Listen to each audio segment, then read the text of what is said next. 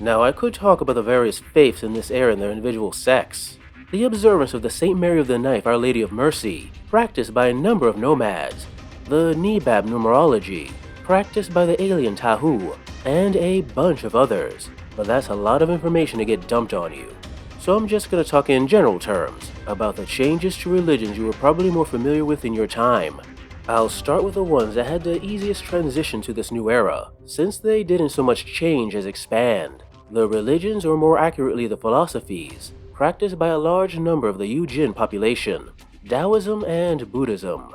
Taoism, and note I'm speaking in super general terms, pertains to the link between the mystical and physical world, and living in harmony with the Tao.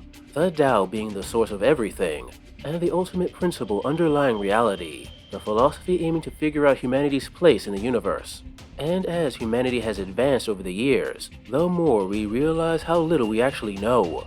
For example, there exist neo-materials, which I'll talk more in depth later, but think of them as elements on the periodic table that should be impossible, but are still found in nature, and do things that you could say laugh in the face of physics. Buddhism has also found itself expanded. Its adherents still aim for enlightenment and tranquility, but do it with a technological twist.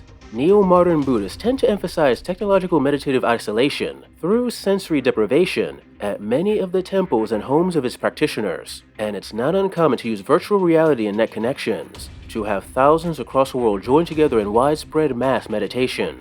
Although Buddhism and Taoism had a relatively easy transition to the modern era, other faiths had a harder path. Let's start with Catholicism, which was already in decline in your era for a variety of reasons I am not going to get into. But its biggest blow was an event known as the Roman Apocalypse. During a papal enclave, a radiological weapon was detonated in Vatican City. Most of the leadership of the Catholic Church was killed either immediately or through the lingering effects of radiation poisoning, not to mention the fact that Vatican City and parts of Rome became uninhabitable for a generation, inflicting a substantial economic blow to the Church. All of this causing the Church to go through the worst time in its history. But that downturn began to reverse when Neo-Terra was discovered by Panoceana years later.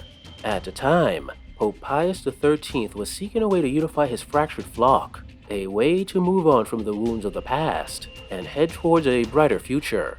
And when he learned of Neo-Terra's discovery, one could say he was divinely inspired. He declared the start of the Ad Astra pilgrimage, a call for all of the faith to spread amongst the stars. He even had a great speech about it. I don't remember most of it, but there was one line that really struck in my mind. As Adam and Eve had journeyed forth from the Garden of Eden, so it was the destiny of God's children to emerge from the flames of their home world, to be reborn as citizens of the galaxy.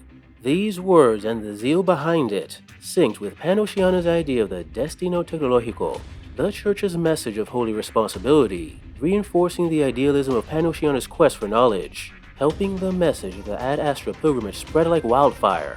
And as the number of faithful grew, the bureaucratic infrastructure which the Church established to facilitate this pilgrimage exploded in size and importance. An explosion they easily handled, because if there was one thing the Catholic Church was good at, it's bureaucracy. Panoceana took advantage of this burgeoning infrastructure by working with the Church to incorporate it directly into the colonial administration, not only helping to better organize the tide of colonists heading to new worlds, but also further fueling the growth and religious fervor of the pilgrimage. Soon Christians of other denominations demanded to be part of this pilgrimage, and the Church wisely opened their doors to them, and through this influx of new faithful, the Church was reborn. The new Christian Church, in its quest to reach the stars, had reversed centuries of division, unifying numerous denominations under one authority. Thus, it was no surprise when the Church moved its holy see from Earth to Neo-Terra, the newly named Neo-Vatican making its home in the city of San Pietro. And before you think it, no, Panoceana is not a theocracy. There is a clear separation between church and state, and laws protecting your right to believe whatever you want to believe. But the Church's influence can be felt in many aspects of Pan-Oceanian society, even in the military.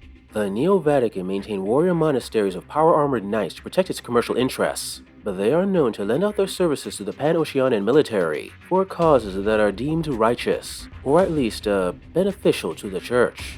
These holy warriors are men and women with the most advanced weapons, armor, and training available, combined with a religious fervor that makes them some of the most powerful fighters in human space. In other words, you know that old meme in your era of nuns with guns? Yeah, the church has those now, and they are deadly.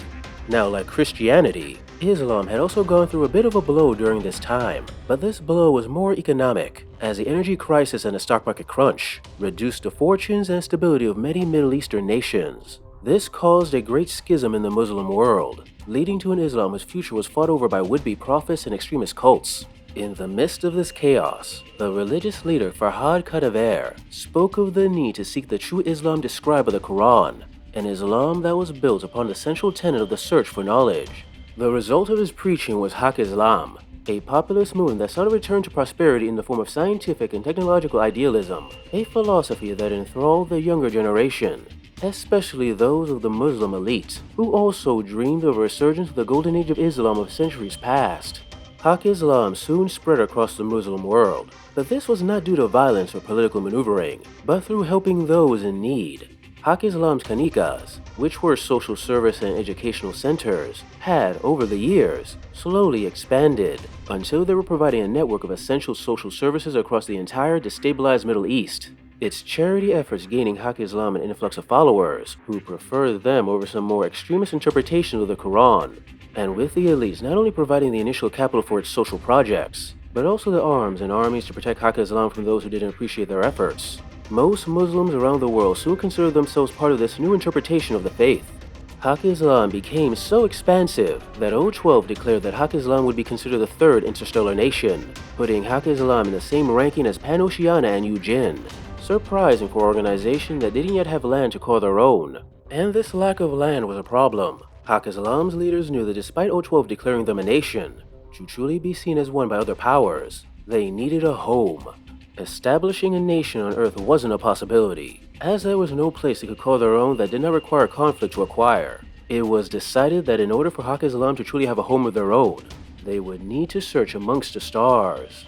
Using the wealth of their religion, they purchased or hired the mothballed remnants of NASA and began to scour the solar system for another stable wormhole. It took a while, but eventually a stable wormhole was located, and the Nayla probe was sent through, and on the far side of a new star, they found Burak, a pristine world which they named after the mystical creature which had transported the Prophet to heaven. The colonization of Burak was immediately followed by the building of a whole network of Bimaristans, research hospitals which cover the healthcare needs of settlers, while also researching new technologies, healing protocols, and pharmacological patents. These Bimaristans soon making Haq Islam the leader in medical and biological sciences across human space. And it was during this research that one of the most important substances in human space was created: silk. But before I talk about silk, I need to talk about the other technological miracles that came before it, and the electronic revolution it heralded. Hey guys, I hope you enjoyed this video on some of the religions in the world of infinity. If you like it, please like, subscribe, comment, press the little bell so you know when I post, etc. so the YouTube gods know I exist, and hopefully more people can watch these videos and know more about the infinity universe. If you really like it and you're inclined and you have a little extra cash in your pocket, please consider sending a little money away to my Patreon or my Ko-fi account. The extra money gives me a chance to work on these stories I love.